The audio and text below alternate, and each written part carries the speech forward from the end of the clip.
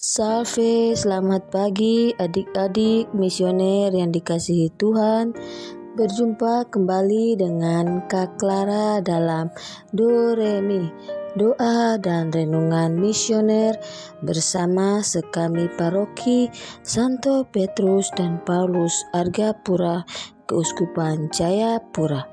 Pada hari ini, Jumat 6 Februari 2026 merupakan PW Santo Paulus Miki, imam dan kawan-kawan martir. Pada hari ini kita akan mendengarkan bacaan dari Injil Markus bab 6 ayat 14 sampai 29. Mari sebelum kita mendengarkan dan merenungkan sabda Tuhan, kita menandai diri kita dengan tanda kemenangan Kristus dan berdoa. Dalam nama Bapa dan Putra dan Roh Kudus. Amin. Allah Bapa yang Maha Kudus, Bapa yang mengekal, kami mengucap syukur atas berkat dan penyertaan-Mu dalam hidup kami. Terima kasih Engkau telah menjaga kami dari tadi malam hingga pagi ini. Berkatilah aktivitas kami pada hari ini, kiranya apa yang kami kerjakan, apa yang kami lakukan, semuanya seturut dengan kehendak-Mu. Tuhan, sebentar kami akan mendengarkan dan merenungkan sabda-Mu.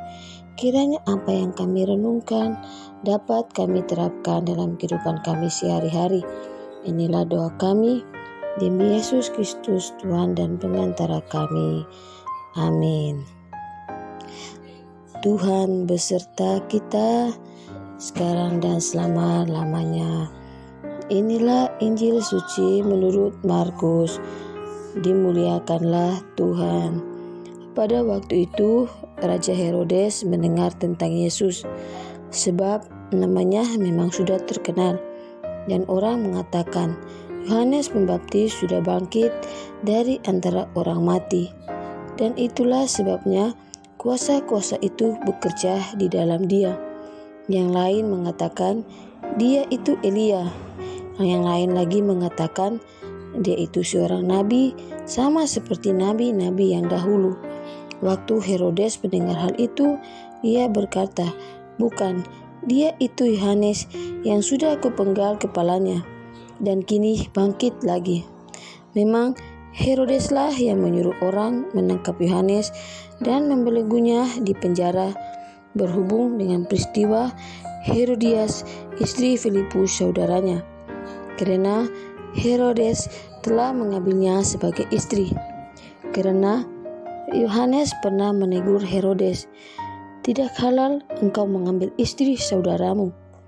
Karena kata-kata itu, Herodias menaruh dendam pada Yohanes dan bermaksud membunuh dia, tetapi tidak dapat, sebab Herodes segan akan Yohanes karena ia tahu bahwa Yohanes adalah orang yang benar dan suci.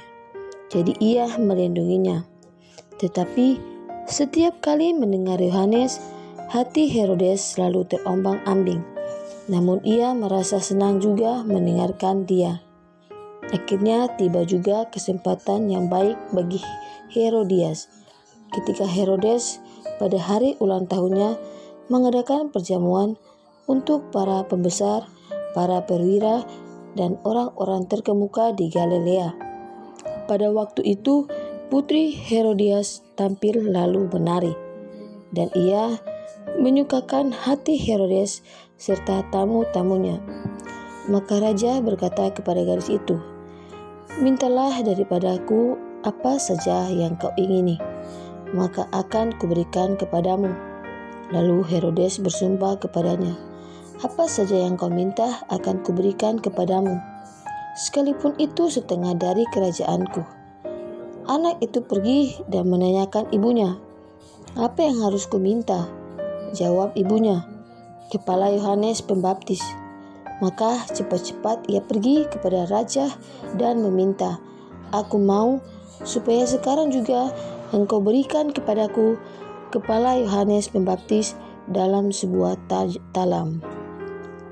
Maka sangat sedihlah hati raja. Tetapi karena sumpahnya dan karena segan terhadap tamu-tamunya, Ia tidak mau menolaknya.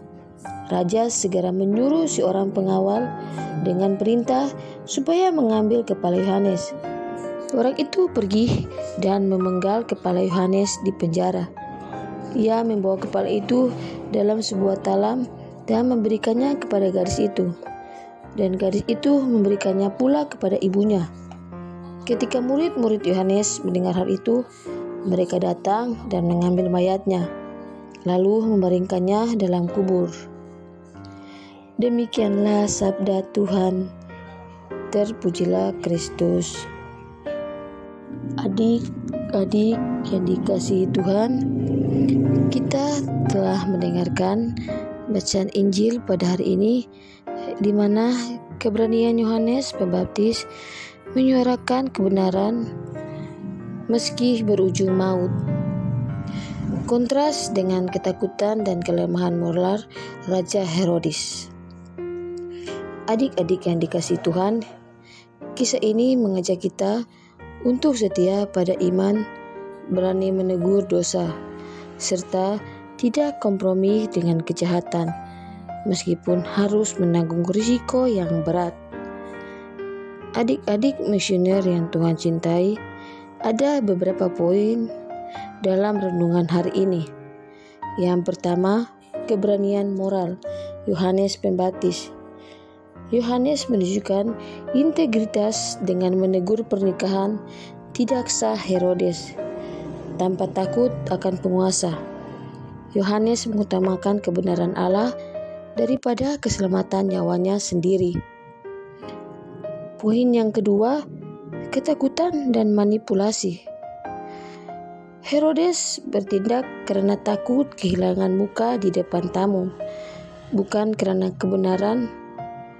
Ia diperalat oleh dendam Herodias dan manipulasi tari Salome. Poin ketiga, harga sebuah kesetiaan.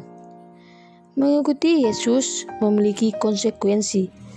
Kematian Yohanes menegaskan bahwa iman seringkali menuntut pengorbanan besar.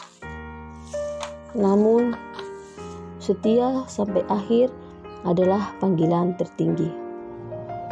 Adik-adik misioner yang Tuhan kasihi, yang menjadi refleksi diri kita pada hari ini, bahwa apakah kita memiliki keberanian untuk menegur dosa atau justru diam karena takut? Apakah kita seperti Herodes, lebih peduli pada pendapat orang lain daripada kebenaran Allah? Adik-adik misioner yang dikasihi Tuhan, jadilah saksi kebenaran di tengah dunia yang korup dan manipulatif. Pastikan hidup kita, termasuk kehidupan keluarga, dibangun di atas dasar kebenaran firman Allah, bukan dendam atau ambisi duniawi. Adik-adik yang dikasihi Tuhan, Raja Herodes sadar bahwa tindakannya untuk membunuh Yohanes Pembaptis adalah tindakan yang keliru, tetapi ia tidak dapat menghindari dari sumpahnya. Ia melakukan sesuatu demi menjaga gengsi dan harga diri sebagai seorang raja. Dalam kehidupan sehari-hari, kita bisa saja bertindak seperti Raja Herodes karena dikuasai oleh kesombongan dan gengsi. Dengan mudahnya kita mengambil keputusan yang pada akhirnya dapat merugikan orang lain. Dalam hidup kita, apakah kita berani menyuarakan kebenaran? Semoga demikian. Amin. Adik-adik misioner yang dikasihi Tuhan, demikianlah perenungan kita pada hari ini. Mari kita lanjut dengan doa anak misioner. Tuhan Yesus, Engkau diutus Bapa menjadi berkat bagi dunia dan menjadi juru selamat bagi manusia. Utuslah kami anak-anak dan remaja misioner di Indonesia untuk menjadi sahabat yang kuat bagi yang lemah, sahabat yang rela berkorban bagi yang menderita payah, sahabat penghibur bagi yang sakit dan gelisah, Tuhan Yesus, kami pun ingin menjadi utusan-utusan kecil-Mu, teman setia bagi yang tersingkir dan terlantarkan, teman bicara bagi yang kesepian dan terlupakan, sobat yang gembira bagi yang sedih dan susah, sobat penuh penghargaan bagi yang tak dicintai. Tuhan Yesus, utuslah kami ini dengan bantuan Roh Kudus-Mu menjadi garam dan ragi yang baik, menjadi terang dan obor cemerlang, membawa kegembiraan dan pengharapan. Tuhan Yesus, kuduskanlah badanku dan kuduskanlah jiwaku. Kupersembahkan diriku padamu hari ini. Berkatilah semua anak dimanapun, berkatilah semua orang yang kami jumpai, siapapun mereka. Amin.